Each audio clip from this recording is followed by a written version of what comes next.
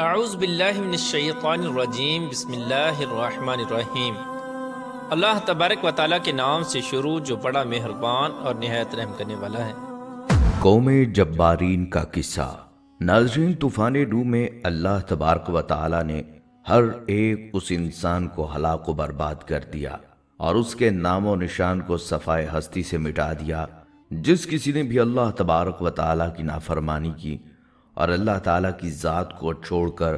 کفر و شرک اور بت پرستی کے اندر مبتلا ہو گیا، دنیا کے اس عذاب کے اندر ان چند لوگوں کے علاوہ جو حضرت نوح علیہ السلام کی کشتی پر سوار تھے، اس روئے زمین پر کوئی چیز بھی باقی نہ بچی۔ اس وقت اس روئے زمین پر ہر طرف پانی ہی پانی، اور اس پانی پر صرف ایک کشتی تیر رہی تھی جو حضرت نوح علیہ السلام کی کشتی تھی۔ اس کشتی کے اوپر وہ لوگ سوار تھے جو اللہ تبارک و تعالیٰ کی وحدانیت پر ایمان لے آئے۔ ناظرین، اسی طرح طوفان نوح کے بعد اللہ تعالیٰ نے اس روئے زمین پر نسل انسانی کی ابتدا ان چند افراد سے کی جو کشتی پر سوار تھے اور اللہ تبارک و تعالیٰ کے عذاب سے بچ گئے۔ اس کے بعد اللہ تعالیٰ نے حضرت نوح علیہ السلام کے بیٹے سام کی چوتھی نسل سے ایک شخص کو پیدا کیا جس کا نام عاد تھا، اور یہ وہی شخص تھا جس کی نسل سے اللہ تبارک و تعالیٰ نے قوم جبارین کو پیدا کیا،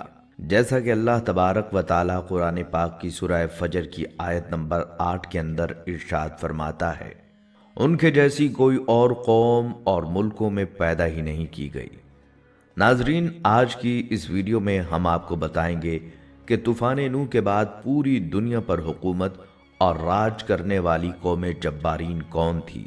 اس قوم کے افراد کتنے طاقتور تھے اور ان کے قد کتنے لمبے تھے، اس قوم کو اللہ تبارک و تعالیٰ نے کون کون سی نعمتوں سے نوازا تھا، اور وہ قوم کہ جس کو اللہ تبارک و تعالیٰ نے اس دنیا کی سب سے لمبی اور طاقتور قوم بنایا تھا، اور جن جیسے لوگ اللہ تبارک و تعالیٰ نے دوبارہ اس دنیا کے اندر پیدا ہی نہیں کیے۔ اس قوم جبارین نے ایسی کون سی اللہ کی نافرمانی کی اور ایسے کون سے گناہوں کے اندر مبتلا ہو گئے جس کی وجہ سے اللہ تبارک و تعالیٰ نے اس نافرمان قوم کی پکڑ فرمائی اور دنیا کی سب سے طاقتور قوم کو دنیا کے لیے عبرت کا نشان بنا دیا، اور دنیا کے سب سے طاقتور لوگوں کی نسل کو ہمیشہ ہمیشہ کے لیے ختم کر دیا۔ ناظرین، اس ایمان افروز اور عبرت ناک ویڈیو کو دیکھنے کے لیے آپ سے ہماری گزارش ہے، اس ویڈیو کو سکپ کیے بغیر آخر تک ضرور دیکھیے گا۔ ناظرین، طوفان نوح کے بعد اللہ تبارک و تعالیٰ نے نسل انسانی کی ابتدا ایک بار پھر سے حضرت نوح علیہ السلام کی اولاد سے کی۔ حضرت نوح علیہ السلام کے بیٹے سام کی نسل سے ایک عربی شخص پیدا ہوا جو کہ دوسرے انسانوں سے بالکل مختلف تھا۔ یہ شخص دوسرے انسانوں کی نسبت بہت زیادہ طاقتور اور لمبا تھا۔ اسی شخص کی نسل میں سے اللہ تعالیٰ نے ایک ایسی قوم کو پیدا کیا جو دنیا کی سب سے پہلی سپر پاور، دنیا کی سب سے پہلی طاقتور اور دنیا کی سب سے پہلی دراز قد قوم تھی۔ ناظرین، ذرا سوچئے یہ قوم کس قدر طاقتور اور دراز تھی کہ جس کے بارے میں خود اللہ تعالیٰ فرما رہا ہے کہ میں نے ان کے جیسی قوم اور ملکوں میں پیدا ہی نہیں کی۔ یہ قوم ارم نامی بستی کے اندر آباد تھی، اور اس قوم کو اللہ تبارک و تعالیٰ نے ایسے فن سے نوازا تھا کہ یہ قوم بڑے بڑے پہاڑوں اور پتھروں کو تراش کے ان کے اندر خوبصورت محلات بنایا کرتے تھے، اور انہی محلات کے اندر اپنی زندگی گزارا کرتے تھے، جیسا کہ اللہ تبارک و تعالیٰ قرآن پاک میں ارشاد فرماتا ہے، ارم ذات العماد اور بلند ستونوں والے۔ ناظرین، اس دور کے اندر ارم ایک ایسا خوبصورت شہر تھا جس کے اندر اللہ تبارک و تعالیٰ نے ہر طرح کی خوبصورتی اور ہر طرح کی نعمت رکھی تھی۔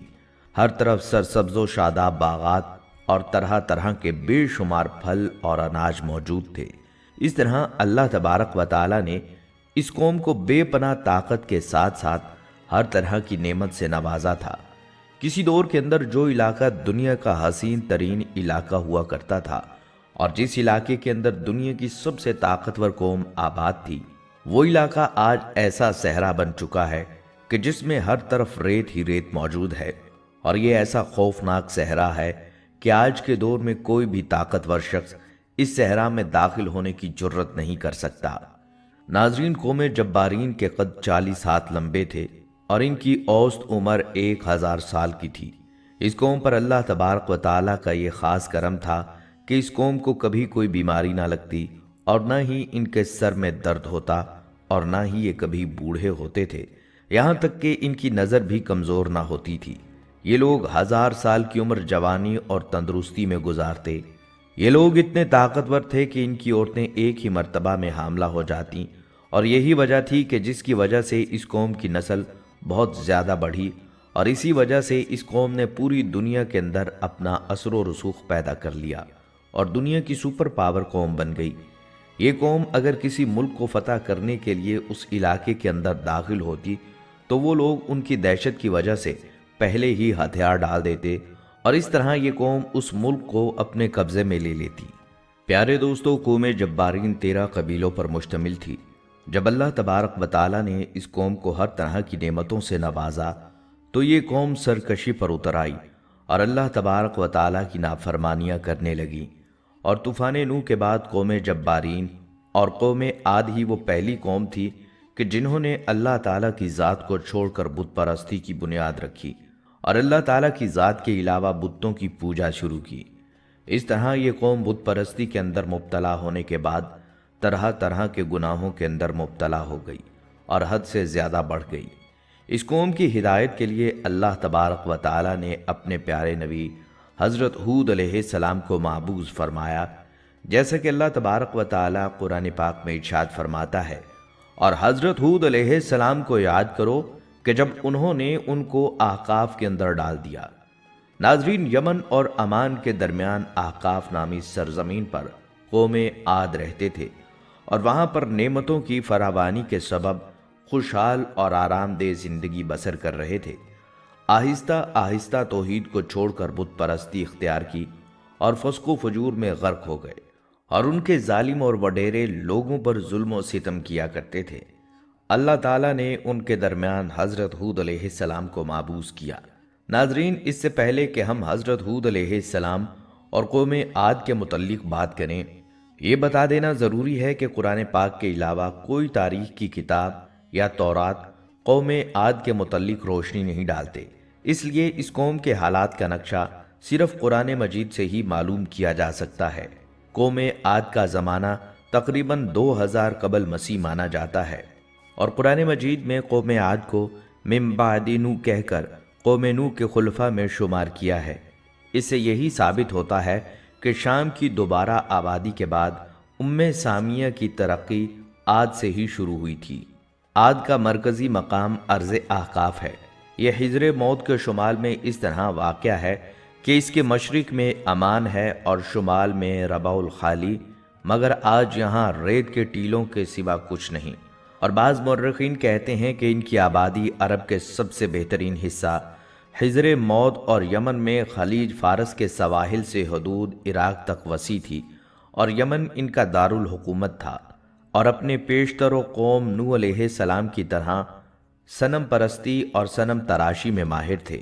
تاریخ قدیم کے بعض ماہرین کہتے ہیں کہ ان کے معبودان باطل بھی قوم نوح علیہ السلام کی طرح ود، سوا، یاغوث، یعقوب اور نصر ہی تھے، اور حضرت عبداللہ بن عباس رضی اللہ تعالیٰ عنہ سے ایک اثر منقول ہے، اس میں ہے کہ ان کے ایک صنم کا نام سمود تھا اور ایک کا نام حتار تھا۔ قوم عاد اپنی مملکت کی خوبصورتی اور جسمانی قوت کے غرور میں ایسے چمکے کہ انہوں نے خدائے واحد کو بالکل بھلا دیا اور اپنے ہاتھوں کے بنائے ہوئے بتوں کو اپنا معبود مان کر ہر قسم کے شیطانی اعمال بے خوف و خطر کرنے لگے۔ تب اللہ تعالیٰ نے انہی میں ایک پیغمبر حضرت ہود علیہ السلام کو معبوس فرمایا۔ حضرت ہود علیہ السلام قوم عاد کی سب سے معزز شاخ خلود کے ایک فرد تھے۔ سرخ و سفید رنگ اور وجی تھے، ان کی داڑھی بڑی تھی۔ انہوں نے اپنی قوم کو اللہ کی توحید اور اس کی عبادت کی طرف دعوت دی اور لوگوں پر ظلم و جبر کرنے سے منع فرمایا، مگر عاد نے ایک نہ مانی اور ان کو سختی کے ساتھ جھٹلایا اور غرور اور تکبر کے ساتھ کہنے لگے، آج دنیا میں ہم سے زیادہ شان و شوکت اور جبروت کا مالک کون ہے؟ مگر ہود علیہ السلام مسلسل اسلام کی تبلیغ میں لگے رہے۔ وہ اپنی قوم کو عذاب الہی سے ڈراتے اور غرور و سرکشی کے نتائج بتا کر قوم نوح کے واقعات یاد دلاتے اور کبھی ارشاد فرماتے، اے قوم، اپنی جسمانی طاقت اور حکومت کے جبروت پر گھمنڈ نہ کر، بلکہ خدا کا شکر ادا کر کہ اس نے تجھ کو یہ دولت بخشی، قوم نوح کی تباہی کے بعد تجھ کو زمین کا مالک بنایا، خوش عیشی، فارغ البالی اور خوشحالی عطا کی، لہٰذا ان کی نعمتوں کو نہ بھول اور خود ساختہ بتوں کی پرستش سے باز آ جا، جو نہ نفع پہنچا سکتے ہیں نہ دکھ دے سکتے ہیں۔ موت و زید، نفع و ضرر سب ایک اللہ ہی کے ہاتھ میں ہیں۔ اے افراد قوم، مانا کہ تم عرصہ دراز تک سرکشی اور اس کی نافرمانی میں مبتلا رہے، مگر آج بھی اگر توبہ کر لو اور باز آ جاؤ تو اس کی رحمت وسیع ہے اور دروازہ توبہ بند نہیں ہوا۔ اس سے مغفرت چاہو وہ بخش دے گا، اس کی طرف رجوع ہو جاؤ وہ معاف کر دے گا۔ تقوی و طہارت کی زندگی اختیار کر لو، وہ تم کو دن دگنی رات چگنی ترقی عطا کرے گا، بیش از بیش عزت دے گا اور مال و عزت میں سرفرازی بخشے گا۔ حضرت ہود علیہ السلام اپنی تبلیغ اور پیغام حق کے ساتھ ساتھ بار بار یہ بھی دہراتے کہ میں تم سے کسی اجر و عوض کا خواہاں نہیں، میرا اجر تو خدا ہی کے پاس ہے اور یہ نبی کی زندگی کا امتیاز ہے۔ ان کو کوئی یہ تہمت نہیں لگا سکتا کہ وہ مال کی طلب میں ایسا کرتے ہیں یا عزت و جاہ اور ریاست کے طالب ہیں۔ وہ نہ قوم سے اپنی ریاست و عزت کے طالب ہوتے ہیں اور نہ ہی مال و منال کے۔ ان کے سامنے تو صرف ایک نقطہ ہوتا ہے اور وہ ادائے فرض اور اپنے مال کے حقیقی کے احکام کی پیغمبری ہے۔ ناظرین، قوم عاد میں ایماندار تو چند ہی لوگ تھے، باقی تمام سرکش اور متمرد انسانوں کا گروہ تھا۔ ان کو حضرت ہود علیہ السلام کی یہ نصیحتیں سخت شاق گزرتی تھیں